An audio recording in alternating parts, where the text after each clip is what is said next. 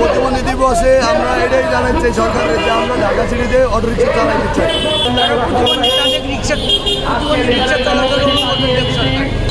আসলে আমাদের কোনো তেমন কিছু দাবি না। আজকে বিশ্ব প্রতিবন্ধী দিবস এবং আন্তর্জাতিক 26তম প্রতিবন্ধী দিবস এই উপলক্ষে আমরা এখানে সবাই মিলে একটা র্যালির আয়োজন করছি। সেজন্য আমরা প্রেস ক্লাবে আপনাদের দাবিটা মেনে নেওয়া হয়েছিল শুনেছি আমরা জানেছি যে আপনারা দাবিটা মেনে নেওয়া হয়েছিল, আবারও আপনারা রাজপথে নেমেছেন।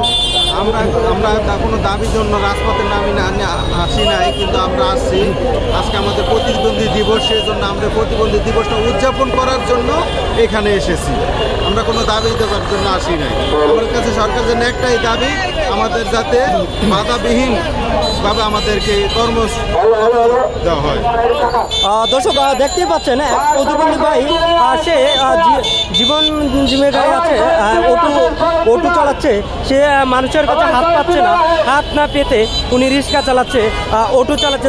আমরা যদি আরেকটু কথা বলি, কে কে আছে ফ্যামিলিতে? আছে আমার মা বাবা আছে, আমার একটা মেয়ে আছে, আমার স্ত্রী আছে। এদেরকে নিয়ে আমার দিন কত টাকা ইনকাম করেন? হয় আলহামদুলিল্লাহ, আল্লাহ যখন যা ইনকাম করে 800, 900, 700 যেসব যা পায় হয় আর কি। আমরা আসছি আমাদের প্রতিবন্ধী, আমরা যাতে ঢাকা শহরে অটো রিক্সা চলতে পারি এই কারণে যারা প্রতিবন্ধী তাদের রিক্সা চলাচল অনুমোদন দেবে সরকার। এই কারণে আমরা আসছি, আমরা কোনো আন্দোলনে আসিনি। আজকে আন্তর্জাতিক প্রতিবন্ধী দিবস, এই উপলক্ষে আমরা এখানে সহযোগিতা করছি। এই যে আপনারা আজকে শেষ বসে এসে রিক্সা চালাচ্ছেন, সেটার প্রতি ফ্যামিলিতে কে কে আছে? আমার 2 মেয়ে 2 ছেলে। আমার এক ছেলে দৃষ্টি প্রতিবন্ধী, আমি নিজে শারীরিক প্রতিবন্ধী।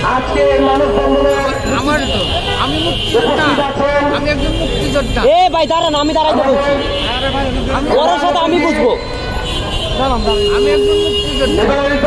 ও, আপনি একজন মুক্তিযোদ্ধা? আমি 1970 সাল শেখ মুজিবের পাশে বসেছিলাম। 1973 সাল ক্লাস 6-এ পড়ি, ওই সময় শেখ মুজিবের পাশে বসেছিলাম। গাইবান্ধা ইসলামী হাই স্কুল মাঠ এবং গাইবান্ধা কলেজ মাঠ। ওকে, থ্যাংক ইউ। উনি তো হতে ব্যস্ত। দর্শক দেখতে পাচ্ছেন আমি এখন আছি প্রেস ক্লাবের সামনে, এক প্রতিবন্ধী ভাইয়ের ইন্টারভিউ নিব। আচ্ছা, আমরা দেখতে পাচ্ছি যে প্রেস ক্লাবের সামনে আপনারা সবাই অটো নিয়ে আসছেন। আপনার দাবিটা কি নিয়ে আসছেন? আমাদের দাবি মূলত আমরা যেহেতু প্রতিবন্ধী দিবসে আমরা এটাই জানাতে চাই সরকারের যে আমরা ঢাকা সিটিতে অটোরিক্সা চালাতে চাই। আপনার ফ্যামিলিতে কে কে আছে? আমার মা আছে, ভাই আছে, বোন আছে, বউ আছে, বাচ্চা আছে, বাবা নাই। আপনি কি ফ্যামিলি চালান? জি, আমার ভাইও স্কুলে পড়ে, কলেজে পড়ে, আমার বোনও কলেজে পড়ে। আমি ফ্যামিলির একজনই চালাই, আর কেউ নাই ফ্যামিলিতে কর্ম করার মতো। আপনার দিন ইনকাম কত? এই কত টাকা, কত টাকা ইনকাম আপনার? পুরো ফ্যামিলি কেমনে চালান আপনি? আমার দৈনিক 2700 টাকা হইলেই হয়। আলহামদুলিল্লাহ। এই যে দেখছি যে আপনার দর্শক, আমরা দেখছি উনার একটা পাও নেই, সেই পা নিয়ে উনি অটো রিক্সা চালায়।